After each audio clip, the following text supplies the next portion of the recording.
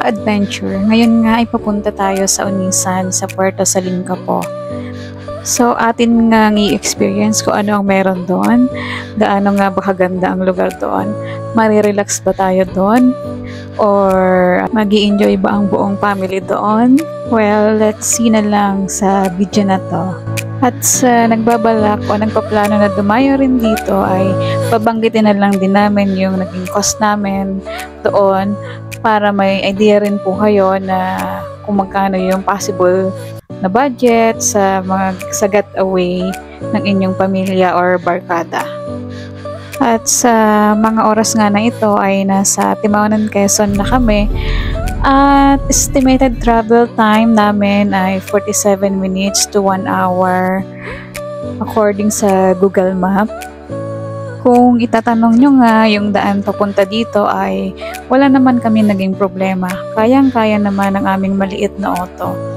Yun, mga ilang sandali nga lamang ay narating na rin namin ang bayan ng Onisan. Ang inaalala nga lang namin ay kung tumatanggap ba sila ng walk-in dahil noong first query ko lang sila nakausap. After na makapag-decide kami na tutuloy na kami, hindi na rin namin makontak yung admin nila. Kaya yung gagawin na lang namin ay yung plan B. Alam niyo ba kung ano yung plan B namin? Ang plan B namin ay umuwi at bumalik ng bahay. Pero mabuti na lamang, thanks Chi, nag-accept naman pala sila ng walk-in at mukhang malawak naman yung lugar kaya hindi mauubusan ng pwesto. Yun nga lang kapag madami rin naman nakabook at fully occupied yung nasa may harap, hindi ka rin naman makakapili ng magandang spot para mag-set up ng tent. At napakaswerte nga namin at maganda rin nga yung spot na napwestuhan namin. Thank you Lord talaga. Isa pang ang swerte namin. Natupad yung hiling namin na sana merong malapit na power outlet doon sa camping site. Malapit sa tent namin dahil sa ngayon nga wala pa kaming power station na magagamit. At ito nga ay isa sa nasa wishlist namin na magkameron kami at ma-acquire namin very soon if mabigyan pa ulit kami ng biyaya galing kay Lord. At kiniklaim namin yan very soon. Nag-set up na rin nga kami kaagad ng tent.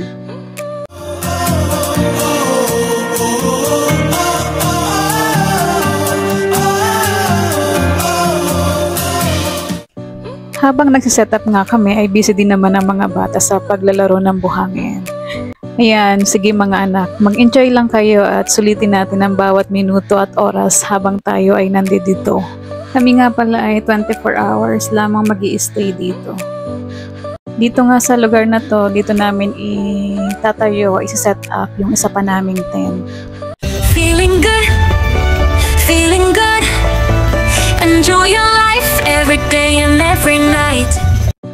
Sabi nga sa amin nung admin dito, consider as 2 tent na yung setup namin dahil isa yung sa owning dito sa sasakyan at yung isa naman ay itong tent. So bali ang charge nga po dito ay 500 pesos per tent, so bali 1,000 pesos po yung naging charge namin dito sa aming tent. Pero yung maliliit daw naman po na tent na good for 2, yun daw po yung 300 pesos lang. After nga namin maitayo yung tent namin, ito namang airbed yung aming hanginan. Excited na nga kaming matapos mahanginan itong airbed. Hindi pa man tapos ay kami na nga ilumapagi na at nagpahiga-higa na dito. Ayos talaga itong higaan na ito at may matutulugan na kami mamayang gabi. Wala pa nga 5 minutes ay natapos na nga itong mahanginan. After nga namin mag-lunch, biniak na nga ni Papa itong pakwan habang yung isa ay nakaabang. Ayun.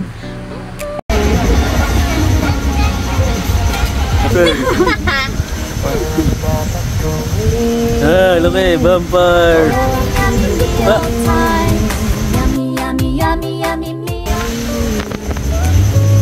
Mama ng vampire. Magkapatid ng Bumper. After nga namin magtanghalian at magpahinga, ay nagkayayaan nga itong mag-insan na maligo na kasama ang payong. Ayan ang sinasabing gusto mo mag-swimming pero ayaw mo mangitim. Payong is the key. Tapos may mama at tita kang sisigawan ka ng huwag niyo babasahin yung payong! Maya-maya nga lang ay ito naman ang aming ganap. Pauli-uli nga kami dito habang siya ay pangko-pangko ko. Usually ito yung banding namin mag-ina. Kahit nakakapagod anak, basta ang mahalaga, happy ka. Ang ganda nga ng view dito sa tabing dagat. May mga puno ng bakawan. Naisipan ko nga na iupo siya dito sa sanga ng puno. Akala ko nga matatakot siya pero hindi pala. Tuwang-tuwa pa nga.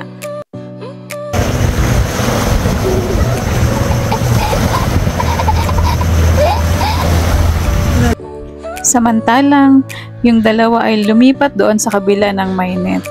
Tinatanong ko nga sa sarili ko, bakit kaya merong net na nakapaligid? Pero noong nakita ko na maraming dahon, so ito pala ay pangsala sa mga dahon na nagmumula doon sa bakawan. Akala ko nga para hindi makalapit ang pating. Maya-maya nga lang ay bumalik na rin nga itong dalawa. Dalawa, nandiyan na. Kuya! Kuya!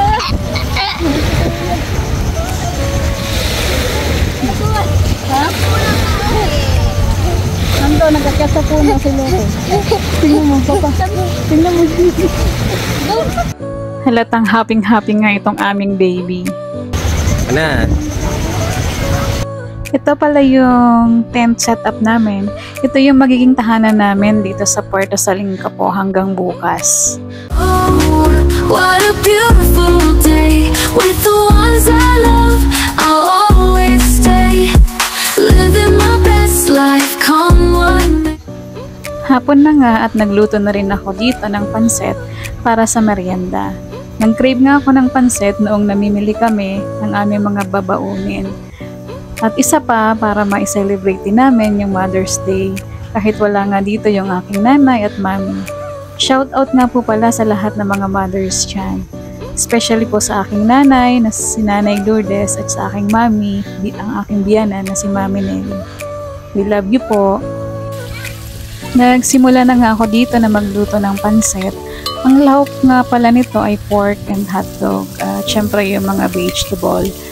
Sayang nga at hindi pala namin na-record hanggang matapos maluto at hanggang makapagmerienda. Half kilo nga ng pansit yung nailuto ko at marami nga po ito. Kaya yung iba ipinabahagi natin, ipinigay natin doon sa admin at caretaker nitong Puerto Salingapo. After namin na makapagmerienda, nagpahinga-hinga muna at nag-relax-relax habang nakikipagkulitan sa batang ito. Ang kabahan sa sagot na ibibigay. Maya-maya nga lang ay naging busy na itong isang baby. Nakakatuwa nga ang pagmasdan nitong dalawa habang sila ay nagkukulitan at naglalaro. Ang bilis-bilis talaga ng panahon. Ang bilis nilang magsipaglakihan. Baka nga bukas-bukas pagising namin, binata na sila at meron na silang kanya-kanyang pamilya. Kaya habang ganyan pa sila, sasamantalahin na rin namin na sila ay kasama sa lahat ng adventure hanggat maaari. Ang sarap talaga sa feeling ng ganitong nakakalabas at magkoconnect ka sa nature kasama ang pamilya. Malayo sa ingay ng city, talagang nakakapag-unwind at nakakapag-recharge sa mga katawang lupa namin dito. Alam nyo, ang saya ng puso ko na nakakapunta kami sa ganitong mga place, hoping and praying na marami pa namin mapuntahan at ma-experience sa ganitong lugar, ang peaceful. Sa mga oras na nga na ito, ay hibas na. Siguro mag-alas 5 na dito ng hapon. Medyo malawak nga yung hibas, hindi na lang kami umabot doon sa may bandang gitna ng hibasan. Ayaw na ni Liam at marami na daw niyang nakikita na Kakaibang nila lang, mga sea worm. Mga big worm sila na meron silang iba't ibang kulay. Mayroong orange, green, yellow, blue-gray. Not sure lang kung mga sea cucumber nga sila. Yung itsura ng mga worm parang ganito. Pa-comment naman po ako mga ka-adventure kung ano po ang tamang tawag talaga dito. Sabi ko nga sa kanila, wag na lang nilang gambalain, wag nilang apakan at iwasan na lang nila. Pagkatapos nga namin sa hibasan ay bumalik na rin nga kami sa aming tent. Naglatag na rin nga ako dito sa aming airbed. At pagkatapos nga ay parang may monkey ngang talon ng talon dito sa aming kama. Hinahayaan ko nga lang siyang mag-enjoy sa kanyang pagtalon-talon dito habang ako naman ay nakabantay at baka nga mahulog. Feeling good, enjoy your life every day and every night. Gumabi na nga at nakatulog na rin ang aming baby. Nagsimula na rin nga kami dito na magluto ng aming hapunan. Nag-ihaw kami ng bangus, hipon at hotdog. Nagluto rin ako dito ng sinabawan, ang sinigang na hipon. After nga namin makapagluto ay agad-agad na rin nga kami naghapunan na. Pagkatapos nga kumain ay nagkwentuhan na nga kami, nagtawanan at nagkulitan hanggang sa lumalim na nga yung gabi. Nung ang mga tulog na yung mga kapitbahay namin, ay kapiten pala. Kami ay nagsitulog na rin. Ayun, good night everyone. Noong bandang 4 AM nga ay ako ay napabangon dahil naaninag ko yung sikat ng buwan mula doon sa aming tent at ako ay lumabas para makita yung pool na paglubog ng buwan.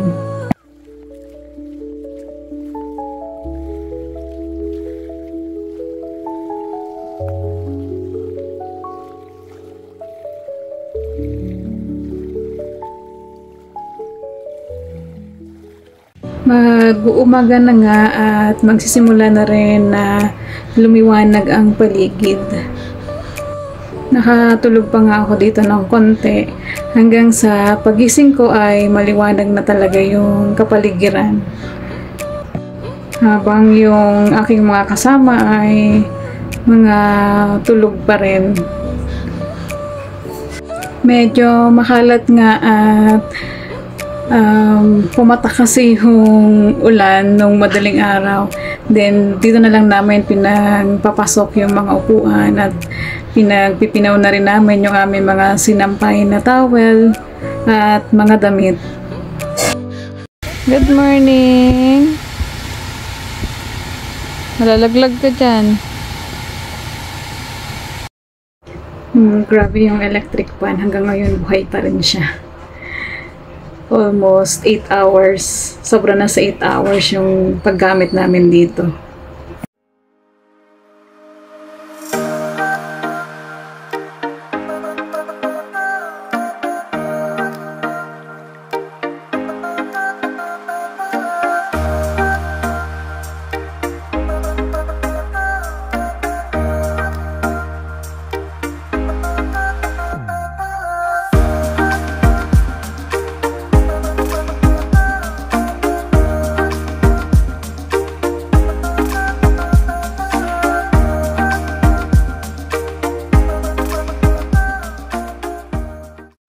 Good morning everyone! Ito naman yung naging exercise ko. Magpangko-pangko kay Lucky ko at magpauli-uli kaming dalawa dito. Pinagpawisan din naman ako dito kauli-uli. Ayaw nga bumaba ng baby monkey ko at dahil dyan, napagod na ang mama monkey. Monkey, baba na monkey. Yeah, nagod na si mama. Madali, monkey lang. Pagod na si Mama Monkey. Ito, monkey. Ito na monkey. Ayaw niya nga pumayag na hindi kami tatayo. Kaya naisipan ko nga na dito kami pumunta sa kubo para maaliw siya. At ayun, nag-i-enjoy naman siya sa pagsilip doon sa mga lumalangoy na mga maliliit na isda, nag-stay pa nga kami dito sa kubo na mga ilang sandali upang magpainit na din at makakuha kami ng vitamins galing sa araw.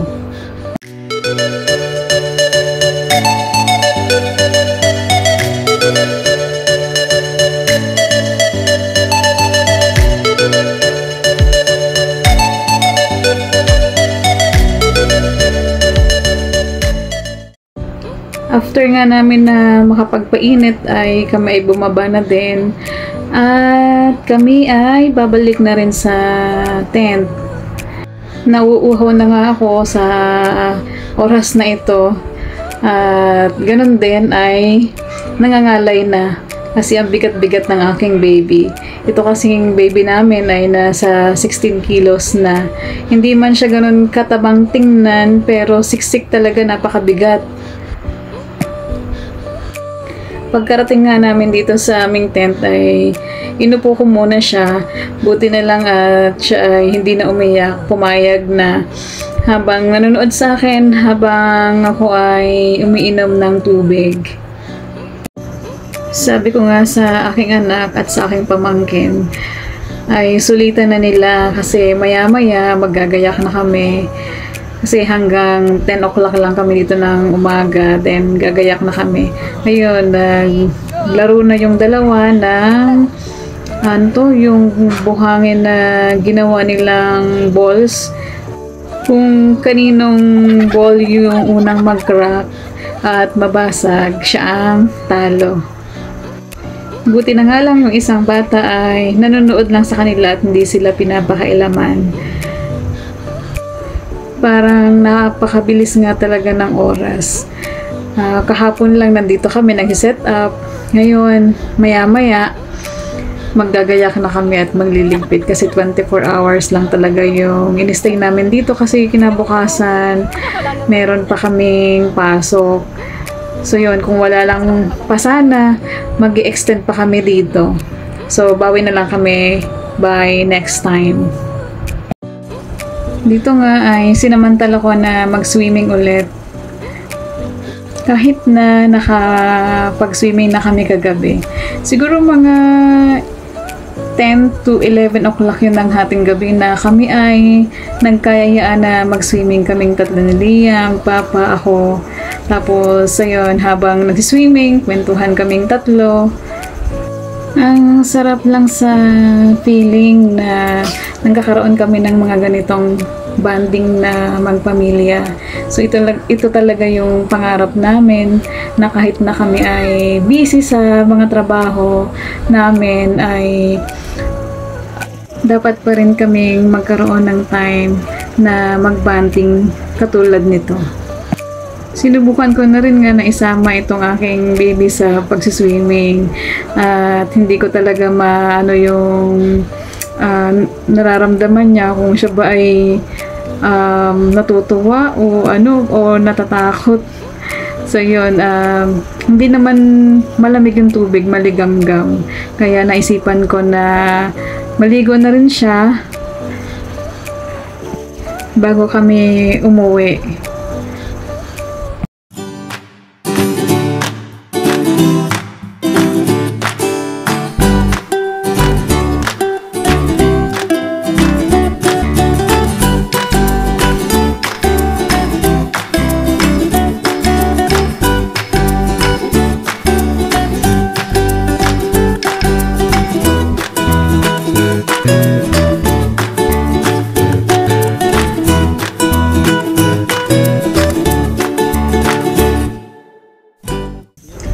At bago nga kami magtiklop ng tent ay picture muna.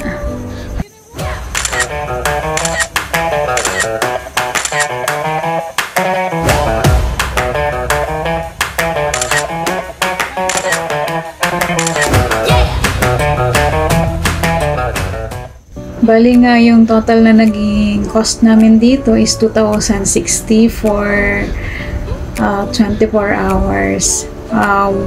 2 days, 1 night. Meron kaming tig 300 pesos na entrance fee. So, tatlo kaming adult, then isang 160 para sa bata. Ang accepted, ang may bayad na bata ay mula 3 years old hanggang 10 years old. Yun yung covered ng 160 pesos.